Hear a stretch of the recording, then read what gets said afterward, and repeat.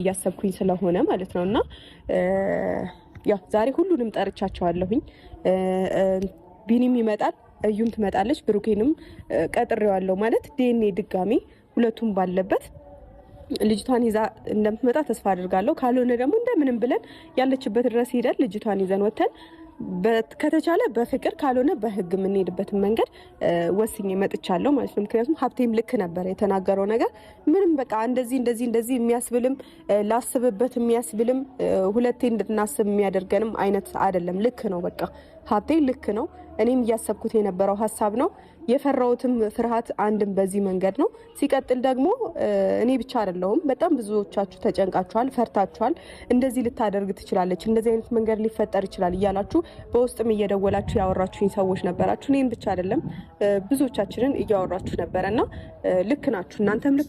ሰላም ቤተሰብ እንዴት ናችሁ? ደህና ናችሁ? ሰላም ናችሁ? አላችሁ? አለን። ዛሬም በአዲስ ርዕስና በአዲስ ቪዲዮ መጥቻለሁ። ቪዲዮን እስከ መጨረሻ ተከታተሉኝ። አስተያየት ካላችሁ በኮሜንት አሳውቁኝ። እንደውም ላይ ሰብስክራይብ ማድረጋችሁም እንዳትረሱ ማለት ነው። መግቢያው ላይ እንደሰማችሁ እንዳዳመጣችሁ ሀይሚ ለዩ የመጨረሻ መልስ ነው የሰጠቻት ማለት ነው። ካሁን በኋላ አልደግመውም፣ ካሁን በኋላ በቅቶኛል በማለት የመጨረሻ መልስ ነው የሰጠቻት ማለት ነው። መልሱን ደግሞ ምንድን ነው ካላችሁ ደግሞ ያው እስከ ዛሬ እኛም ብለን ነበረ እቺ ልጅ ለህግ ትቅረብ፣ ለህግ ካልቀረበች መቼም እሺ አትልም በማለት እስከ ዛሬ መልስ እየሰጠን ነበረ። ግን ሀይሚ ምንድን ነው ያለችው? እንታገዛት፣ እንጠብቃት ብላ ያው ተስፋ አስቀምጣባት ነበረ። አሁን ላይ ግን ጉልበተኛ ሆናለች፣ እምቢም ብላለች እንዳያችሁ ማለት ነው።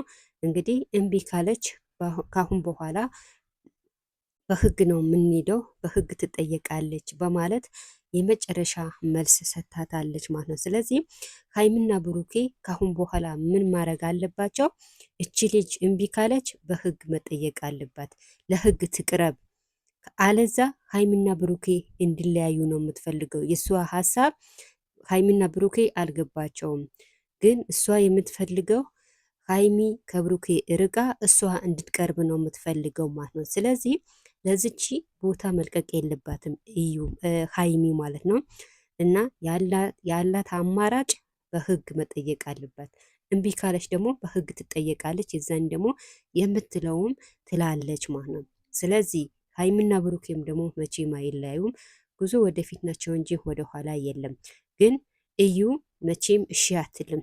እሺ የምትለው ምን ጊዜ ነው? በህግ ስትጠየቅ የዛኔ ስትገረፍ ታወራለች ማለት ነው። እና ቤተሰቡ ላይክ ሰብስክራይብ ማድረጋችሁም እንዳትረሱ።